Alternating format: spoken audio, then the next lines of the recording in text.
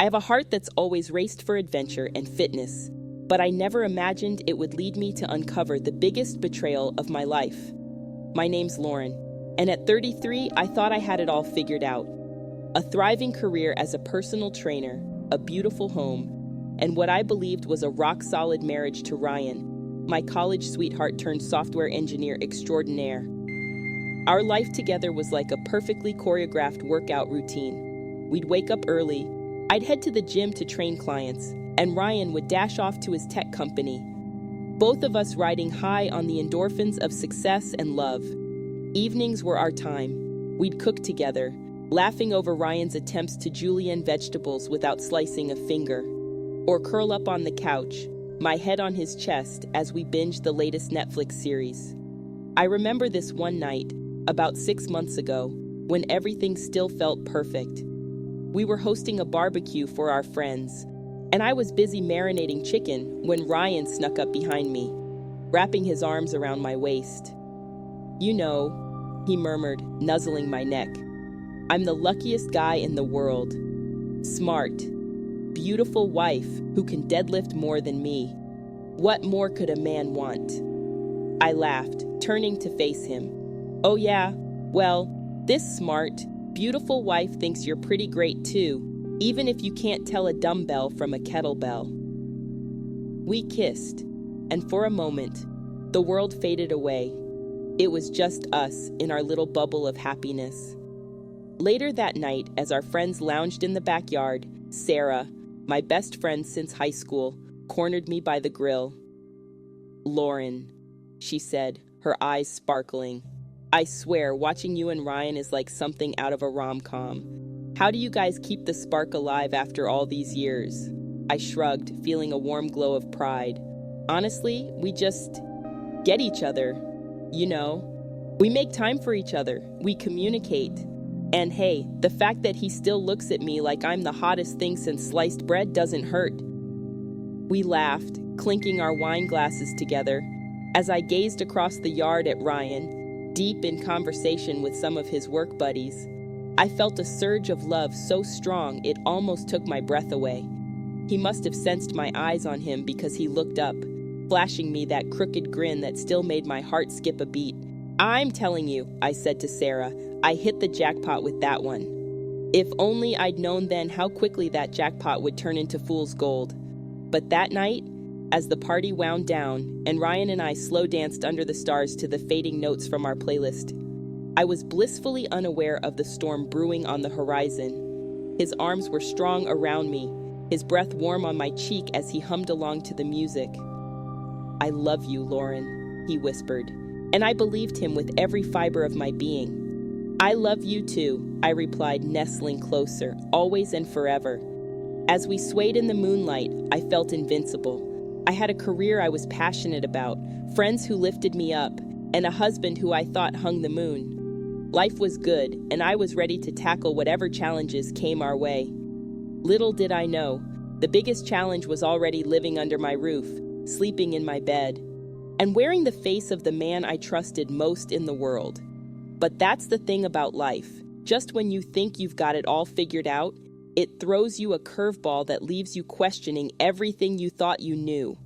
And sometimes, the very skills that define you become the tools that unravel the lies you've been living with. My story isn't just about betrayal. It's about resilience, about finding strength in the darkest moments, and about the incredible power of the human spirit to rise from the ashes of heartbreak. So grab a cup of coffee, settle in, and let me tell you how I went from happily married fitness guru to a woman on a mission to reclaim her life and help others do the same. Trust me, this is one workout for the heart you won't want to miss. So, there I was, living my best life, thinking I had it all figured out. But you know how they say hindsight is 20/20? Well, looking back, I can pinpoint the exact moment when the first crack appeared in my perfect little world. It was a Tuesday evening, about 3 months ago. I just finished a grueling session with a new client and was looking forward to curling up on the couch with Ryan and a glass of wine. As I walked through the front door, I called out, "Honey, I'm home." Silence. Weird, I thought. Ryan's car was in the driveway, so he had to be home. I kicked off my sneakers and padded into the living room. Empty kitchen, nada. Then I heard it, the faint sound of heavy breathing coming from our home gym in the basement. My heart did a little flip. Was Ryan actually working out? Mr. I don't need to exercise, I have a fast metabolism? I tiptoed down the stairs, a grin spreading across my face. As I reached the bottom, I saw Ryan, red-faced and sweaty, furiously pedaling on our stationary bike. Well, I said, leaning against the door frame. What do we have here? Ryan nearly fell off the bike. Lauren, I didn't hear you come in. I sauntered over, eyebrow raised. Since when do you voluntarily exercise? He shrugged, avoiding my eyes. Just thought I'd give it a try. You're always saying how great it is for stress relief, right? Uh-huh, I said, still skeptical but kind of touched. Well, your form could use some work. Want some tips from a pro? For a split second, I swear I saw panic flash across his face. But then he smiled, that crooked grin I loved so much. Maybe next time, babe, I'm pretty beat. He hopped off the bike and gave me a quick peck on the cheek. I'm gonna grab a shower, Chinese for dinner. Before I could respond, he was bounding up the stairs, leaving me standing there, confused but oddly proud. My couch potato husband was finally taking an interest in fitness. Over the next few weeks, Ryan's exercise kick continued. He'd disappear into the basement every evening, emerging an hour later all sweaty and flushed. At first, I was thrilled. I even started planning couples workouts in my head. But then, little things started nagging at me. Like how Ryan always seemed to time his workouts for when I was out or busy with something else. Or how he'd get weirdly defensive if I offered to join him. It's my me time. You know, he'd say, not quite meeting my eyes. I'm still figuring it out, don't want an audience yet. I tried to brush it off. After all, wasn't this what I'd always wanted? A husband who cared about his health? But then came the night of the smartwatch. We were getting ready for bed, and I noticed Ryan fiddling with a shiny new gadget on his wrist. What's that? I asked, gesturing to the watch. Oh, this. He held up his wrist. Just a fitness tracker. Thought it might help me stay motivated. I reached out to take a closer look, but Ryan jerked his hand away like I'd tried to grab a hot coal. Careful, he yelped. It's, really sensitive. Don't want to mess up the settings. I blinked, taken aback by his reaction. Okay, sorry. Didn't realize it was so delicate. Ryan mumbled something about needing to check his email and practically fled the room. I stood there, a cold feeling settling in my stomach. Since when did my tech-savvy husband get so precious about gadgets? And since when did he not want me touching his things? That night, as Ryan slept beside me, I lay awake, staring at the ceiling. For the first time in our marriage, I felt like there was a wall between us. A wall made of secret workouts and overprotected smartwatches. I told myself I was being paranoid, that I should be happy Ryan was taking an interest in fitness, that maybe he was just embarrassed about being a beginner and wanted to improve before showing me his progress.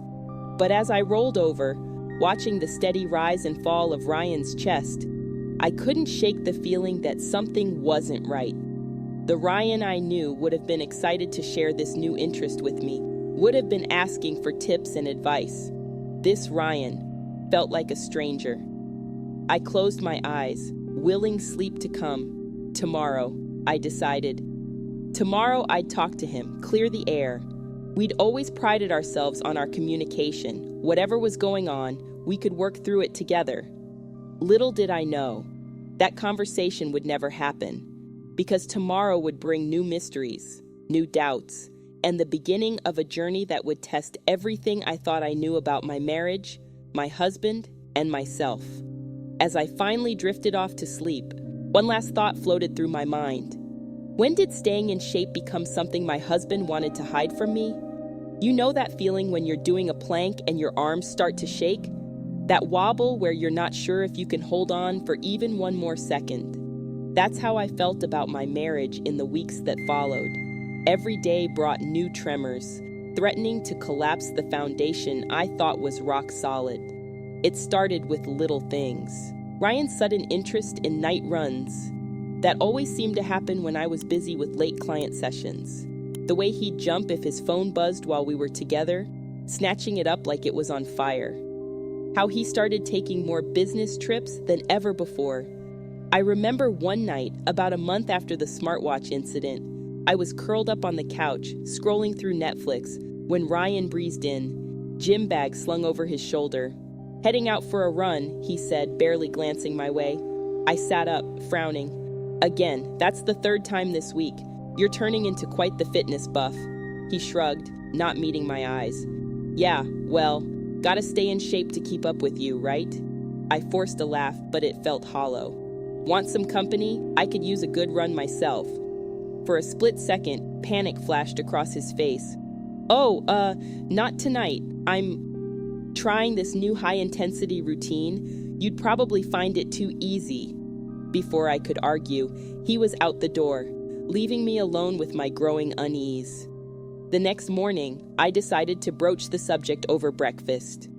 "So, how was your run last night?" Ryan nearly choked on his coffee.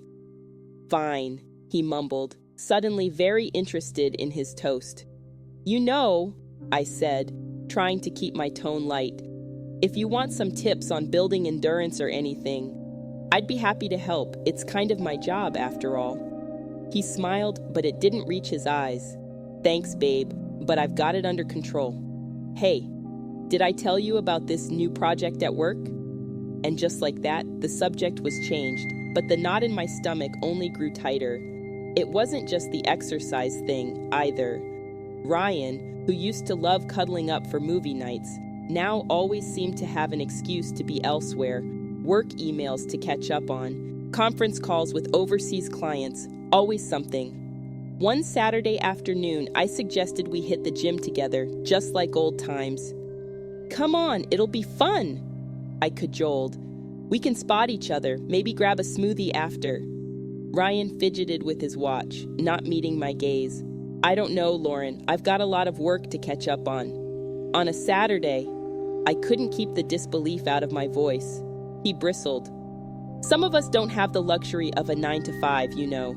This project is really important." His words stung. Since when was my work just a luxury? And since when did Ryan talk to me like that? I watched him retreat to his home office, door closing firmly behind him.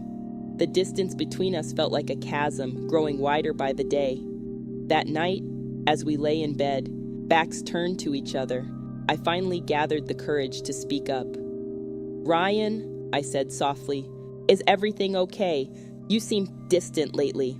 For a long moment, there was only silence. Then, "Everything's fine, Lauren. Just stressed about work." I rolled over, reaching out to touch his shoulder. He flinched. "You know you can talk to me, right? About anything." He sighed, still not turning to face me. "I know. It's fine. Can we just go to sleep?" I withdrew my hand, feeling cold and alone despite the warmth of our bed. "Sure. Good night, Ryan." "Night," he mumbled. As I lay there in the dark, listening to Ryan's breathing even out, I couldn't shake the feeling that I was losing him.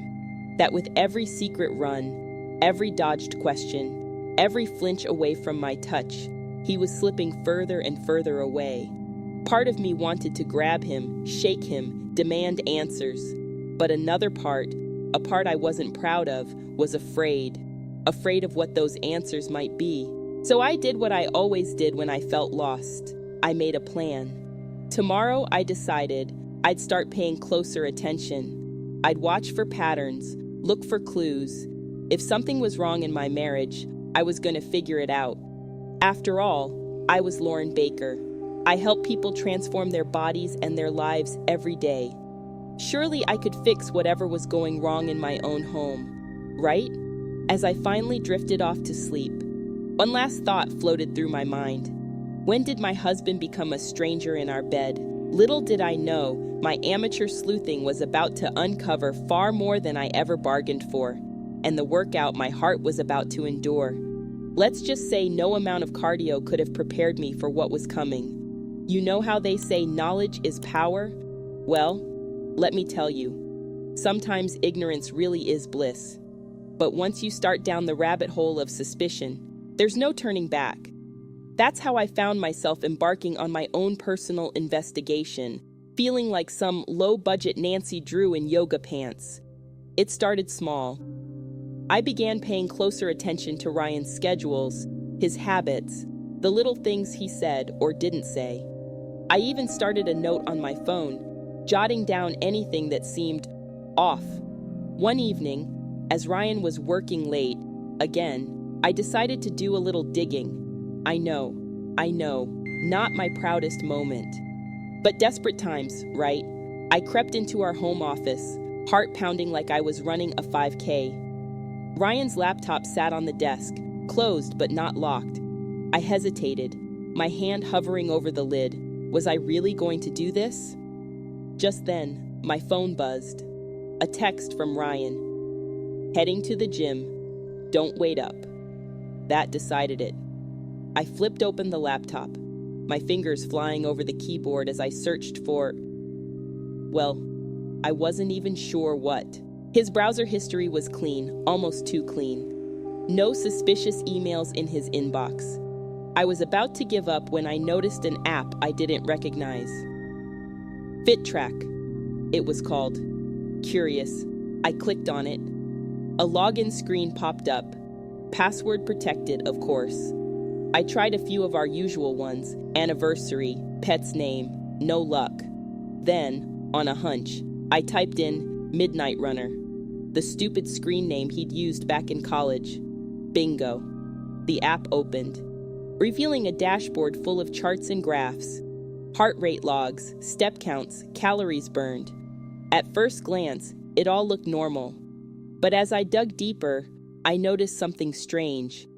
There were these spikes in heart rate, usually late at night or during odd hours of the day when Ryan was supposedly at work.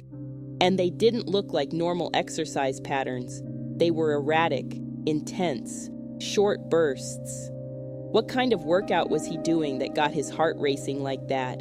Think I'll hit the shower. As he brushed past me, I caught a whiff of his scent. It wasn't sweat I smelled, but perfume. That night, I lay awake, my mind racing faster than any treadmill. What were those weird heart rate spikes? Why was Ryan lying about working out? And that perfume, it definitely wasn't mine. The next morning, over coffee, I decided to test the waters. So, I said casually, I was thinking of upgrading my fitness tracker. How are you liking that new app of yours? FitTrack, was it? Ryan's mug clattered against the counter, coffee sloshing over the rim. How do you know about that? He demanded, his voice sharp. I blinked, taken aback by his reaction. I just saw it on your phone the other day. Why? Is it a secret or something? He visibly relaxed, but his eyes remained wary. No secret. It's just private, my fitness journey, my data. I nodded slowly, feeling like I was navigating a minefield. Sure, I get that. But we used to share everything about our workouts. Remember when we trained for that 10K together? A flicker of something, guilt, regret, crossed his face. That was a long time ago, Lauren. Things change. With that, he grabbed his bag and headed for the door, leaving me standing in the kitchen, feeling like I'd just been punched in the gut. Things change. What the hell did that mean? That afternoon, during a lull between clients, I found myself Googling signs of cheating. As I scrolled through the list, secretive phone or computer use, changes in sexual appetite, emotional distance, my stomach sank. Ryan was ticking way too many boxes, but I needed proof. Real, concrete evidence, not just my suspicions and some weird app data. So I made a plan, a real, detailed plan, like I was preparing for a fitness competition. I started logging Ryan's comings and goings. I noted every late night at the office and every quick run to the store. I even considered following him one night, but the thought made me feel sick. Was this what our marriage had come to? Me playing detective while my husband, worked out, had an affair, joined a fight club? The old Lauren, the one who trusted her husband implicitly, felt a million miles away. In her place was this new Lauren, suspicious, anxious, always on edge. I hated feeling this way, but I couldn't stop. I needed to know the truth, whatever it was. As I closed my notebook, filled with times and dates and question marks, I couldn't help but wonder, when did I become this person? And more importantly, how far was I willing to go to uncover the truth? Little did I know, my amateur sleuthing was about to lead me down a path I never expected, and the workout my heart was about to endure. Let's just say no amount of cardio could have prepared me for what was coming.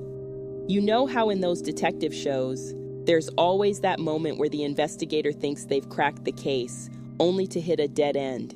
Yeah, welcome to my life for the next few weeks. It was like I was on an emotional treadmill, running and running but getting nowhere. My first big breakthrough came on a Tuesday. Ryan had told me he had a late meeting, but I'd overheard him on the phone earlier, talking about grabbing drinks with someone named Alex. My heart racing, I decided to drive by his office around 8 p.m. As I pulled into the parking lot, I spotted Ryan's car, but instead of feeling vindicated, I just felt hollow. There he was, walking out of the building with a group of colleagues, laughing and chatting. No mysterious Alex in sight. I slumped in my seat, feeling like an idiot. Of course, he was just at a work thing. What was I doing, spying on my own husband? But then, as the group dispersed, I saw Ryan check his watch and hurry to his car. He pulled out of the lot, and before I knew it, I was following him. This is insane, I muttered to myself, but I couldn't stop. I needed to know. 10 minutes later, Ryan pulled into the gym, the actual honest-to-God gym. I watched as he grabbed his bag and jogged inside, looking for all the world like a guy just trying to squeeze in a late-night workout. I sat there for a long time, feeling a mix of relief and shame. He wasn't lying. He really was working out. God, what was wrong with me? The next day, I decided to come clean. Over dinner, I took a deep breath and said, Ryan, I need to tell you something. I followed you last night. His fork clattered to the plate. You what? I rushed to explain, words tumbling out. I'm sorry. You've been so distant lately, and I don't know what I thought, but I saw you go to the gym and I realized how stupid I've been. Ryan's face went through a range of emotions, shock, anger, and then, was that relief? Lauren, he said, his voice carefully controlled, I can't believe you'd do that. Don't you trust me? I reached for his hand, but he pulled away. I do trust you, or I did. I don't know. Things have just felt so off lately. Can you blame me for wondering? He sighed, running a hand through his hair. I told you, I've been stressed about work. And yes, I've been working out more. Is that a crime? No, of course not, I said quickly. I'm sorry, really? It won't happen again. Ryan nodded, but the tension between us remained. That night, as we lay in bed, the silence felt deafening. For the next few days, I tried to push my suspicions aside. I threw myself into work, took on extra clients, anything to keep my mind off the nagging doubts. But then came the incident with the phone. We were having a rare night in, actually watching a movie together, when Ryan's phone buzzed. He grabbed it quickly, angling the screen away from me. Everything okay? I asked, trying to sound casual. Yep, just work, he said, tapping out a quick reply before setting the phone face down on the coffee table. I nodded, turning back to the movie, but I couldn't focus. That phone, sitting there like a ticking time bomb, consumed all my attention. When Ryan got up to grab a beer, I couldn't help myself. I reached for the phone, my heart pounding. Just as my fingers brushed the edge, it buzzed again. The screen lit up and I caught a glimpse of a message. Can't wait to see you tomorrow. Same time. Same place. The sender's name was just A. I dropped the phone like it had burned me just as Ryan walked back in. What are you doing? He asked, his voice sharp. I plastered on a smile, hoping he couldn't hear the roaring in my ears. Nothing, just thought I heard my phone. Must have been yours. He gave me a long look before settling back on the couch, pointedly putting the phone in his pocket. That night, I barely slept. Who was A? Or a surprise he was planning? Yeah, that had to be it. But as Ryan got ready to leave for his usual workout, I couldn't help but notice he was wearing cologne. Since when did he wear cologne to the gym? Have a good workout, I called out as he headed for the door. He paused, looking almost guilty. Thanks. Don't wait up, okay? As the door closed behind him, I sank onto the couch, my head in my hands. What was happening to us? To me. I thought back to that barbecue just a few months ago, when everything seemed perfect. How had we gone from that to this? Part of me wanted to follow him again, to finally get the proof I needed, one way or the other, but another part was terrified of what I might find. So instead, I did what any self-respecting fitness trainer would do. I changed into my workout gear, cranked up my angriest playlist, and hit our home gym hard. As I pounded the treadmill, I sweat mixing with tears. I tried to outrun the questions swirling in my mind.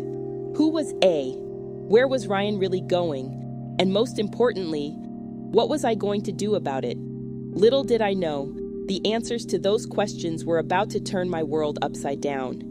And the real workout, it was only just beginning. You know that moment in a workout when you hit the wall, when your muscles are screaming, your lungs are burning, and every fiber of your being is telling you to quit. That's where I was with this whole situation. But just like I tell my clients, it's when you want to give up that you need to push harder. So, I decided to change tactics. If Ryan was going to be secretive, then two could play at that game. I wasn't proud of what I was about to do, but desperate times, right? First things first, I needed to get my hands on that damn smartwatch. It was time to see what all the fuss was about with this FitTrack app. I waited for a day when Ryan was in the shower, heart pounding. I crept into our bedroom and snatched the watch from the nightstand. With shaking hands, I synced it to my phone and downloaded the app. As I scrolled through the data, my breath caught in my throat. There they were, those weird heart rate spikes I'd seen before. But now, with full access, I could see more. Location data, timestamps, everything. And let me tell you, unless Ryan had found some magical teleporting gym, something wasn't adding up. Lauren, have you seen my watch? Ryan's voice made me jump. I quickly unsynced the app and tossed the watch back on the nightstand. Yeah, it's right here, I called back, trying to keep my voice steady. Must have fallen on the floor. As Ryan came in, towel wrapped around his waist, I forced a smile. Hey, I was thinking, why don't we have a date night tomorrow? It's been ages. He hesitated, and I saw that familiar flicker of panic in his eyes. Tomorrow, I have that late meeting, remember? I nodded, keeping my expression neutral. Right, of course. Another time then. As soon as he left for work, I dove back into the app data. Those heart rate spikes, they coincided perfectly with his late meetings and workouts, and the location, a hotel across town, the nice shirt under his gym jacket. How had I been so blind? Have a good workout, I said, my voice dripping with sarcasm. He paused at the door, giving me an odd look. Thanks. I'll try not to wake you when I get back. As soon as the door closed, I sprang into action. I'd made up my mind. If Ryan wanted to play games, I was going to beat him at his own game. I threw on some workout clothes and grabbed my gym bag. But instead of heading to the gym, I drove straight to that hotel. Sitting in the parking lot, my heart was pounding so hard I thought it might burst out of my chest. What was I doing? Was I really ready to catch my husband in the act? Just as I was about to lose my nerve, I saw him. Ryan, walking into the hotel like he owned the place. And next to him, a tall, leggy blonde who definitely wasn't going for a workout. I felt like I'd been punched in the gut. Seeing it with my own eyes, I made it real in a way that all the data in the world couldn't. Tears blurring my vision, I started the car and peeled out of the parking lot. I drove aimlessly for hours, My mind a whirlwind of emotions: anger, hurt, betrayal, and underneath it all, a deep, aching sadness. When I finally made it home, it was well past midnight. I half expected to find Ryan there, ready with some excuse. But the house was empty, silent, except for the sound of my ragged breathing. I couldn't bear to go to our bedroom. Instead, I curled up on the couch, hugging a pillow to my chest as sobs racked my body. How had we gotten here? When did I stop being enough for him? And what the hell was I going to do now? As the first rays of dawn crept through the windows, I made a decision: no more detective work, no more guessing games. It was time to confront Ryan, once and for all. I dragged myself off the couch and into the shower, letting the hot water wash away my tears. As I got dressed, I caught sight of myself in the mirror. Eyes puffy, face pale, I barely recognized the woman staring back at me. But underneath the pain, I saw something else. A glimmer of the strong, confident Lauren I used to be. The Lauren who didn't take crap from anyone, least of all a cheating husband. I took a deep breath, squaring my shoulders. "All right, Baker," I said to my reflection. Time to show Ryan what you're made of." I heard the front door open, followed by Ryan's familiar footsteps. This was it, the moment of truth. As I walked out of the bathroom, ready to confront my husband, I had no idea that the conversation we were about to have would change everything. The real test of strength, it was only just beginning. I stood in the hallway, my heart pounding like I was about to run a marathon.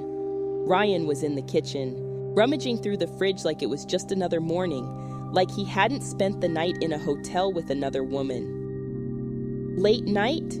I asked, my voice steadier than I felt. Ryan jumped, nearly dropping the orange juice carton. "Lauren, I thought you'd be asleep." "Funny thing," I said, walking into the kitchen. I couldn't sleep, too busy wondering where my husband was. His face paled. "I told you, I had a late workout and then—" "Cut the crap." "Ryan," I snapped, "I know about the hotel, I know about the woman, I know everything." For a moment, he just stared at me, mouth opening and closing like a fish out of water. Then his shoulders slumped. "How long have you known?" he asked quietly. "Long enough," I replied, "but I want to hear it from you. All of it." Ryan sank into a chair, running his hands through his hair. "Her name is Alexis," he began. "We met at a conference 6 months ago. It started as just drinks. Then—" As he talked, I felt like I was watching a movie of someone else's life. The secret meetings, the elaborate lies, the guilt that ate at him, but not enough to make him stop. With each word, the man I thought I knew disappeared, replaced by this stranger wearing my husband's face. "Why?" I finally asked, my voice barely above a whisper. Was I not enough? Ryan looked up, his eyes red. "It wasn't about you, Lauren. I felt stuck, in my job, in our routine. Alexis was exciting, new. She made me feel alive again." His words hit me like a slap. "And I made you feel dead?" "No, that's not what I meant. Save it," I cut him off. "I don't want to hear your excuses." I pulled out my phone, opening the FitTrack app. "You know, for someone so tech-savvy, you sure were careless with this." Ryan's eyes widened as I showed him the data, the heart rate spikes, the location tracking. "You hacked my account." "I didn't need to hack anything," I retorted. "Your password is still Midnight Runner. Real original, by the way." He had the decency to look ashamed. "Lauren, I'm so sorry. I never meant for this to happen. We can work through this. Go to counseling." "Work through this," I laughed, but there was no humor in it. "You've been lying to me for months, Ryan. Sneaking around. Coming home smelling like another woman's perfume. And you think we can just work through this?" I stood up, suddenly feeling claustrophobic in our once cozy kitchen. "I need some air, and you need to leave. Leave, but this is our home." "Not anymore," I said, my voice ice cold. "I want you out by the time I get back. Take whatever you need for now. We can figure out the rest later. As I grabbed my keys and headed for the door, Ryan called out, "Lauren, please, I love you." I paused, hand on the doorknob. Without turning around, I said, "You know, Ryan, for a software engineer, you sure don't understand the meaning of log out." With that, I walked out, slamming the door behind me. I drove aimlessly for hours, my mind a whirlwind of emotions. Anger, hurt, betrayal. They all swirled together until I couldn't tell where one ended and another began. Eventually, I found myself at the gym, my safe space, the one place where everything made sense. I changed into my spare workout clothes and hit the treadmill hard. As I ran, pushing myself to my limits, I replayed every moment of my confrontation with Ryan. Had I been too harsh? Not harsh enough? Should I have thrown something at him like they do in the movies? But as my legs pumped and sweat poured down my face, a strange calm settled over me. For the first time in months, I felt free. No more wondering, no more doubting myself. I knew the truth now, as ugly as it was. After an hour of punishing cardio, I moved to the weight room. As I lifted, each rep feeling like I was shedding another layer of my old life, a plan began to form in my mind. Ryan thought I made him feel dead. Fine. I'd show him just how alive I could be without him. By the time I finished my impromptu workout, I was exhausted but clear-headed. I knew what I had to do. I drove home, half expecting, maybe even hoping that Ryan would still be there, begging for forgiveness. But the house was empty, eerily quiet. In the bedroom, his dresser drawers were open, clothes hastily grabbed. His laptop was gone from the office. On the kitchen counter, I found his key and a note. "Lauren, I'm so sorry. I'll stay at a hotel until we figure things out. Please call me when you're ready to talk. I love you. Ryan." I crumpled the note and tossed it in the trash. Then I pulled out my phone and made a call. "Sarah, it's me. Can you come over? I need a friend right now." An hour later, Sarah arrived, arms laden with ice cream and tissues. As we sat on the couch, I poured out the whole sordid story. "Oh, Lauren," she said, pulling me into a hug. "I'm so sorry. What a bastard." I nodded, wiping away a stray tear. "Yeah, well, his loss, right?" Sarah squeezed my hand. "Damn right. So, what are you going to do now?" I took a deep breath, feeling a spark of determination ignite in my chest. "Now, I'm going to show Ryan exactly what he gave up. I'm going to become the best version of myself, not for him, but for me." As I outlined my plan to Sarah, I felt a surge of energy. This wasn't the end of my story. It was just the beginning of a new chapter. Ryan might have broken my heart, but he hadn't broken me. And I was about to show the world just how unbreakable Lauren Baker could be. The next morning, I woke up with a sense of purpose I hadn't felt in months. It was time to confront Ryan once and for all. I'd gathered all the evidence, steeled my nerves, and was ready to face the music. I texted Ryan, "We need to talk. Meet me at the coffee shop on 5th at 2 p.m. His reply came almost instantly, "I'll be there." As I got ready, I caught sight of myself in the mirror. The woman staring back at me looked determined, but I could see the hurt in her eyes. I took a deep breath. "You've got this, Lauren," I told my reflection. At 1:55 p.m., I walked into the coffee shop, my heart pounding. I chose a table in the corner, away from prying eyes. At exactly 2 p.m., Ryan walked in, looking like he hadn't slept in days. "Lauren," he said, sliding into the seat across from me. "I'm so glad you called. I've been going crazy." I held up a hand, cutting him off. "Save it, Ryan. I'm not here for apologies or excuses. I'm here for the truth." He nodded, his shoulders slumping. "Okay, what do you want to know?" I pulled out my phone and placed it on the table between us. "Everything. And I mean everything, because I've got some interesting data here that I think you'll want to explain." Ryan's eyes widened as I opened the FitTrack app. "I don't know what to say," he finally mumbled. "How about the truth? I snapped. Who is she, Ryan? How long has this been going on? He took a deep breath. Her name is Alexis. We met at a work conference 6 months ago. It started as just drinks. But then, as Ryan spilled the details of his affair, I felt a strange mix of vindication and devastation. Every suspicion confirmed, every lie exposed. Why? I asked, my voice barely above a whisper. Was I not enough? Ryan reached for my hand, but I pulled away. Lauren, it wasn't about you. I felt stuck in my job, in our routine. Alexis was exciting, new. She made me feel alive again. His words hit me like a punch to the gut. And I made you feel dead. No, that's not what I meant. Will save it. I cut him off. I don't want to hear your excuses. I stood up, suddenly needing to be anywhere but here. You know, Ryan, for a software engineer, you sure don't understand the meaning of logout. As I turned to leave, Ryan called out, Lauren, please, I love you. We can work through this. I paused, looking back at him. You love me? That's rich. You know what, Ryan? I loved you too. I loved you enough to trust you, to believe in you, even when everything in me was screaming that something was wrong. But you loved your ego more than you ever loved me. With that, I walked out, leaving Ryan sitting there, his head in his hands. As soon as I got to my car, the tears I'd been holding back all day finally broke free. I sobbed, my whole body shaking with the force of my grief. When I finally calmed down enough to drive, I found myself heading to the gym, my safe space, the one place where everything made sense. I changed into my spare workout clothes and hit the treadmill hard.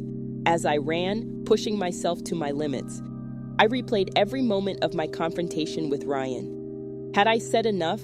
Too much?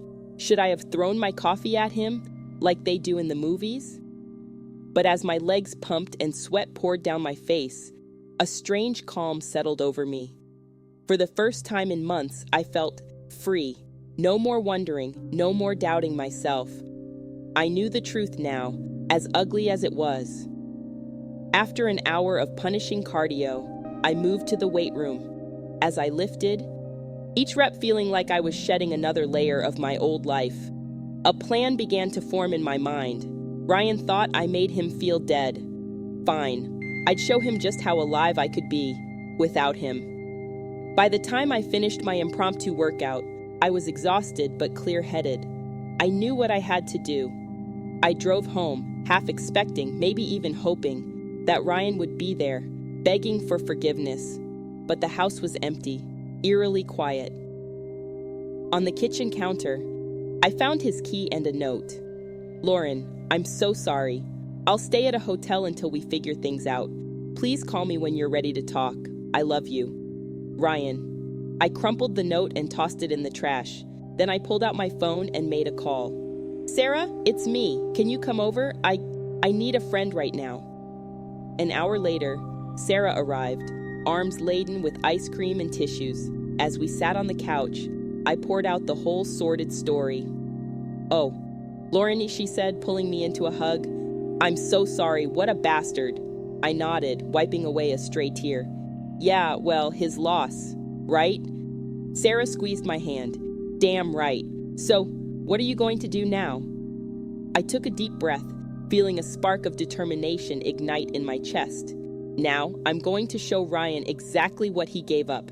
I'm going to become the best version of myself, not for him, but for me.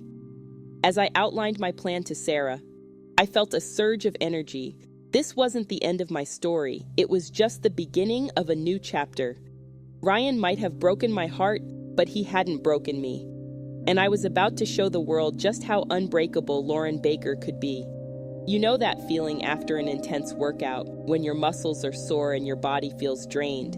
But there's also this weird emptiness inside. That's how I felt for weeks after confronting Ryan. Physically, I was going through the motions, but emotionally, I was a wreck. The first few days were a blur. I'd wake up, forgetting for a blissful moment that my life had imploded, only to have reality come crashing back. The empty side of the bed, the quiet in the house. It was all too much. I threw myself into work, taking on extra clients and pushing myself harder than ever in my own workouts. If I was exhausted, I didn't have to think, right? But at night, when the house was silent and there was nothing left to distract me, the doubts would creep in. Had I overreacted? Maybe if I'd been a better wife, more attentive, more exciting, Ryan wouldn't have strayed. Maybe if I'd confronted him differently, we could have worked things out. One night, about 2 weeks after the confrontation, I found myself staring at my phone. Ryan's number pulled up. My finger hovered over the call button. It would be so easy to reach out, to hear his voice, to pretend for just a moment that everything was okay. "Don't you dare," I muttered to myself, tossing the phone aside. But the temptation lingered. The next day, I was training a new client when she asked about my wedding ring. I realized I'd forgotten to take it off. "Oh, I'm separated," I stammered, the words feeling foreign on my tongue. The client's face softened with sympathy. "I'm so sorry. My sister went through a divorce last year. It's tough, but it gets better." I nodded, blinking back tears. "Thanks. Let's focus on your form for this next set." That night, I took off my ring, staring at it for what felt like hours. All the promises it represented, all the dreams we'd shared, gone. I curled up on the bathroom floor, sobbing until I had no tears left. The next morning, I woke up with a pounding headache and a hollow feeling in my chest. As I dragged myself to the kitchen for coffee, I caught sight of myself in the hallway mirror. Puffy eyes, messy hair, wearing Ryan's old t-shirt that still smelled faintly of him. "Who are you?" I whispered to my reflection. I barely recognized the woman staring back at me. That's when it hit me. I was losing myself. In my grief, in my anger, in my obsession with what went wrong, I was letting Lauren disappear. I grabbed my phone and called Sarah. "I need to get out of this house," I said as soon as she picked up. Can we go somewhere? Anywhere." An hour later, Sarah and I were in her car, driving with no particular destination in mind. As we cruised down the highway, windows down and music blasting, I felt something loosen in my chest. "You know," Sarah yelled over the wind, "my cousin has a beach house she never uses. Want to get away for a few days?" I hesitated for a moment, thinking of my clients, my responsibilities. But then I thought of the empty house waiting for me, the memories lurking in every corner. "You know what? Let's do it," I said, surprising myself with the enthusiasm in my voice. We spent the next 3 days at the beach. No phones, no work, no reminders of my imploded marriage, just sun, sand, and my best friend. On our last night, as we sat on the beach watching the sunset, Sarah turned to me. "How are you really doing, Lore?" I sighed, digging my toes into the sand. "Honestly, I'm a mess. I keep questioning everything. Was I not enough? Did I miss the signs? Could I have done something differently?" Sarah wrapped an arm around me. "Hey, listen to me. You are more than enough. Ryan's choices are on him, not you. You didn't miss anything. He chose to lie and cheat. That's not on you." I nodded, tears pricking at my eyes. "I know that, logically. But my heart, it's having a hard time catching up." "That's okay," Sarah said softly. "It's okay to not be okay right now. You're grieving, Lore, not just the end of your marriage, but the future you thought you had. It's going to take time." As we sat there, watching the sky turn from orange to purple to inky black, I felt a small spark of hope ignite in my chest. Maybe I wasn't okay right now, but I would be, someday. The drive back home was quieter, more contemplative. As Sarah pulled up to my house, I felt a familiar dread creeping in. But this time, it was tinged with something else, determination. "Thanks for everything," I said, giving Sarah a tight hug. "I don't know what I'd do without you."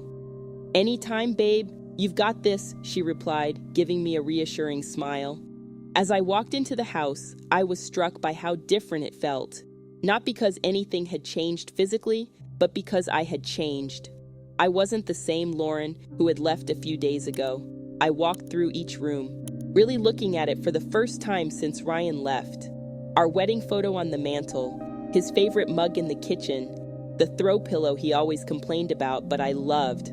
All these little reminders of our life together. But instead of breaking down, I felt a strange sense of calm. These were just things.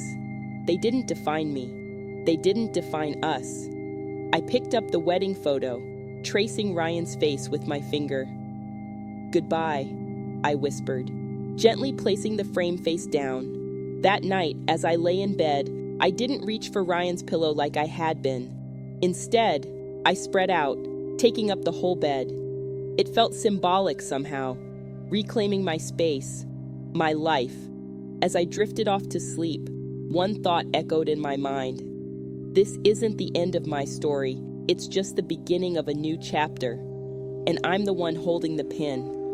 You know that feeling when you're at the end of a tough workout, and you suddenly get this surge of energy, that second wind that pushes you to finish strong. That's where I found myself about 3 months after my world imploded.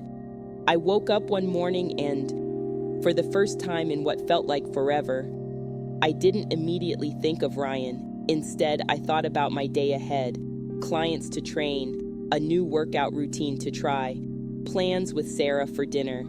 It hit me then, I was moving forward. Don't get me wrong, it wasn't all sunshine and rainbows. There were still moments when the grief would hit me like a sucker punch, but those moments were becoming fewer and farther between. I threw myself into work with renewed passion. My clients started commenting on my energy, my focus. "Whatever you're doing, Lauren, keep it up," one of them said after a particularly intense session. If only they knew, I thought with a wry smile. But it wasn't just work. I started focusing on myself in ways I never had before. I signed up for a photography class I'd always been interested in. I joined a book club. I even tried my hand at cooking with mixed results. Let's just say the fire department now knows me by name. One Saturday morning, as I was getting ready for a run, my phone buzzed. A text from Ryan. "Can we talk? I miss you." 3 months ago, that message would have sent me into a tailspin. Now, I felt nothing. Well, not nothing. I felt strong. I typed out a reply. "There's nothing left to say, Ryan. I wish you well, but we're done. Please don't contact me again." As I hit send, I felt a weight lift off my shoulders. It was like the final piece of a puzzle clicking into place. I laced up my running shoes and hit the pavement, feeling lighter than I had in months. As I ran, pushing myself harder with each mile, I started thinking about all the changes I'd been through. The pain, the growth, the rediscovery of who I was without Ryan. And then it hit me, an idea so perfect, so right, that I almost tripped over my own feet. I sprinted home, barely pausing to catch my breath before grabbing my laptop. For the next few hours, I was lost in a whirlwind of research, planning, and excited note-taking. By the time Sarah arrived for our dinner plans, I was practically bouncing off the walls. "Whoa, what's got you so wired?" she asked, eyeing me suspiciously. "Did you finally figure out how to brew coffee properly?" I laughed, pulling her into the living room where my laptop was open, surrounded by scribbled notes. "I've got an idea," I said, unable to keep the excitement out of my voice. "You know how I've always said that fitness is as much mental as it is physical?" Sarah nodded, still looking confused. "Well, what if I combined that? A program that focuses on both physical and emotional strength, helping people not just get fit, but rebuild their lives after setbacks?" I launched into my plan, a series of workout videos combined with motivational content, all focused on helping people find their strength after life's curveballs. Divorce, job loss, health scares, whatever it was, my program would help people rebuild, both physically and mentally. I could share my story, I continued, the words tumbling out faster than I could think them. Show people that it's possible to come back stronger. And not just me, we could feature other stories too. real people overcoming real challenges. Sarah listened, her eyes growing wider with each word. When I finally paused for breath, she grabbed my hands. "Lauren," she said, her voice serious, "this is brilliant. It's like you've taken all this pain and turned it into something beautiful." I felt tears prick at my eyes, but for once, they were happy tears. "You really think so?" "I know so," Sarah said firmly, "and I want in. Whatever you need, filming, editing, moral support, I'm there." Over the next few weeks, my idea began to take shape. I reached out to some of my clients who had overcome their own challenges, and they were eager to share their stories. I brushed up on my video editing skills, worked on creating workout plans that incorporated emotional wellness, and even started a blog to share tips and inspiration. It wasn't easy. There were moments of doubt, times when I wondered if I was in over my head. But every time I felt like giving up, I remembered how far I'd come, how I'd rebuilt myself from the ground up. And then, almost exactly 6 months after my confrontation with Ryan, I launched my first video. "Hey everyone," I said, looking into the camera with the confidence I'd fought hard to regain. "I'm Lauren, and this is Strong Hearts, Strong Bodies." Today, we're going to talk about finding strength in unexpected places. As I went through the workout, sharing my story and offering words of encouragement, I felt a sense of purpose I'd never experienced before. This wasn't just about me anymore. It was about everyone out there who had been knocked down and needed help getting back up. The response was overwhelming. Comments poured in from people sharing their own stories, thanking me for giving them hope. My subscriber count grew faster than I could have imagined. One night, as I was reading through the comments, I came across one that made me pause. "Lauren, I don't know if you'll see this, but I wanted to thank you. I'm going through a divorce right now and felt like my life was over. Your videos reminded me that I'm stronger than I think. Thank you for sharing your story and helping me find my strength again." As I read those words, I felt a warmth spread through my chest. This was why I was doing this. This was my purpose. I closed my laptop and walked to the window, looking out at the city lights. Somewhere out there, Ryan was living his life. Maybe he was happy, maybe he wasn't. But for the first time, I realized it didn't matter. My happiness, my strength, my purpose, none of it depended on him anymore. I'd taken my broken heart and turned it into something beautiful, something that could help others heal. As I stood there, I smiled to myself. Life had thrown me one hell of a curveball, but I'd knocked it out of the park. And you know what? I was just getting started.